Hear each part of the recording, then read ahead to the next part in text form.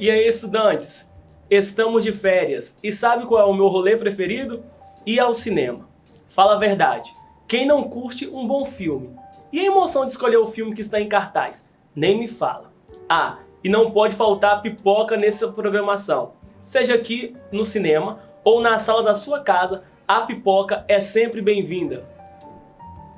A aula de história de hoje, do Dever em Casa, na TV, é destinada aos estudantes do 6º ano do ensino fundamental e tem como objetivo conhecer a origem do cinema com ênfase nos filmes internacionais. Pegue uma das melhores fases da vida, adicione um pouco de mistério ou quem sabe uns toques de ficção científica, talvez uma vibe musical ou mesmo apenas as situações e os problemas cotidianos. Afinal, a adolescência já é uma grande aventura. O universo das séries e filmes não poderia deixar de abordar isso. As opções são muitas, para todos os gostos e idades. E aí, você sabe como surgiu o cinema? Ao longo de séculos, criações, ideias e dispositivos foram desenvolvidos e transformados para nortear os princípios que criaram tecnicamente o cinema. Luz, sombra, reflexão e refração.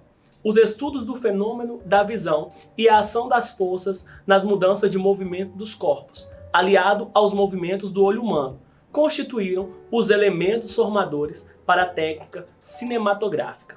Todos esses inventos e estudos fizeram parte do período que hoje chamamos de pré-cinema.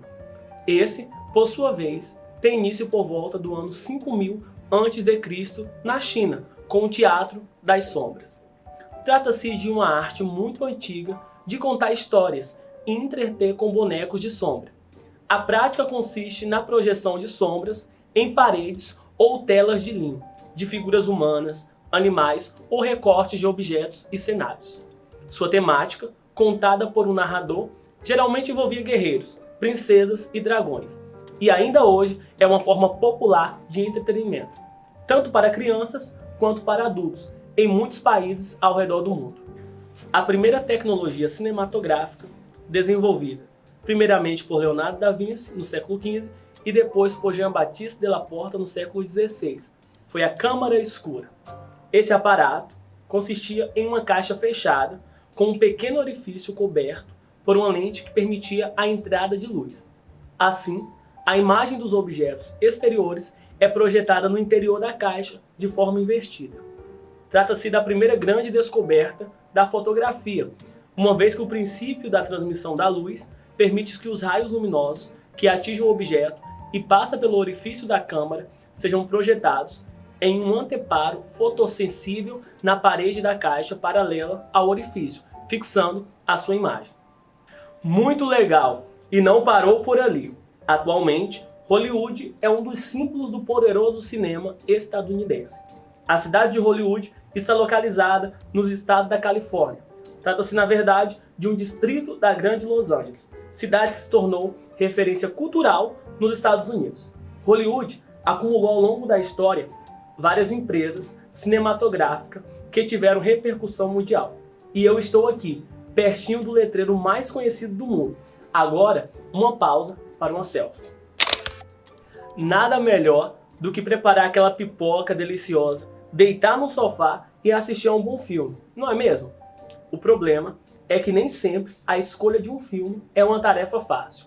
Para te ajudar a se divertir sem quebrar a cabeça, listei 5 melhores filmes com o selo de qualidade Dever em Casa na TV.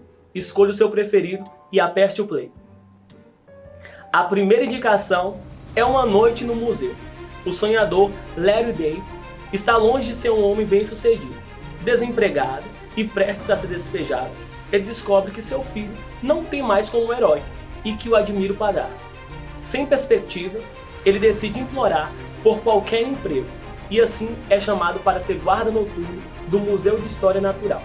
O trabalho não é bem o que desejava, mas ele decide tentar e passar uma noite no museu. Porém, o que o novo vigia não contava era que as criaturas expostas no local ganhariam vida durante a noite, e seu trabalho, mais do que impedir que estranhos entrem, é impedir que algo saia errado. Desse modo, ele terá muito trabalho com Átila, o Uno, um dinossauro, alguns animais selvagens e ainda com miniaturas de cowboys que insistem em guerrear com miniatura de soldados romanos. Para sobreviver a tudo e provar a seu filho que ele pode ser um grande homem, Larry contará com a ajuda de ex-presidente norte-americano de cera, Ted Roosevelt. Para uma noite no museu ser realizada, foi preciso uma grande quantidade de efeitos especiais que pudesse dar vida a tantos elementos como ossos de dinossauro, leões, macacos e estátuas de pedra. Shawn Levy, o diretor, a princípio se sentiu intimidado com tantos efeitos, mas contou com o apoio dos produtores Chris Columbus e Michael Bunter, que já haviam trabalhado em filmes como os da série de Harry Potter e puderam tranquilizá-lo. Vou apresentar outra sugestão de filme, que é A Viagem de Chihiro.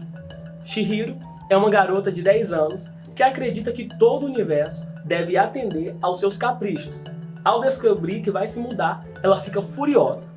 Na viagem, Chihiro percebe que seu pai se perdeu no caminho para a nova cidade, indo para defronte um túnel aparentemente sem fim, guardado por uma estátua estranha. Curiosos, os pais de Chihiro decidem entrar no túnel e ela vai com eles. Chegam na cidade sem nenhum habitante e os pais de Chihiro decidem comer a comida de uma das casas, enquanto a menina passeia.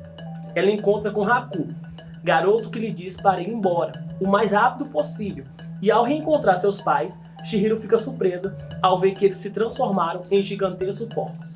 É o início da jornada de Chihiro por um mundo fantasma, povoado por seres fantásticos, no qual humanos não são bem-vindos. A terceira indicação é Viva, a Vida é uma Festa. Prepare um lencinho, pois esse filme é daqueles que saímos desidratados. Em Viva, a Vida é uma Festa, Miguel é um menino de 12 anos que quer muito ser um músico famoso, mas ele precisa lidar com a sua família, que desaprova seu sonho.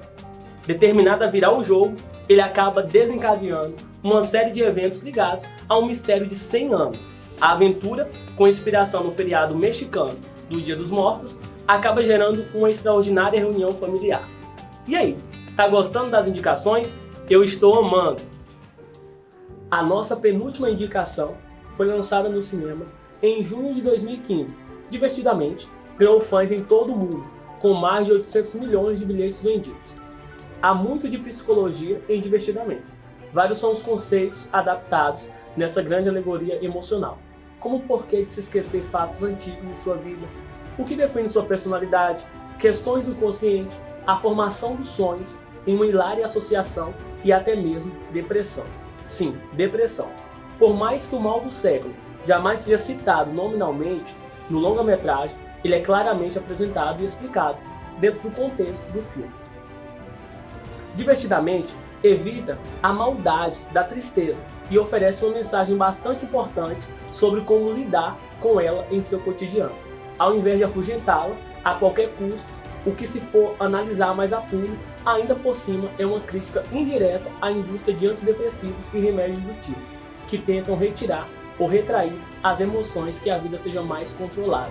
Chorar, como o filme tão bem demonstra, às vezes é necessário, e Divertidamente traz momentos em que realmente te leva às lágrimas.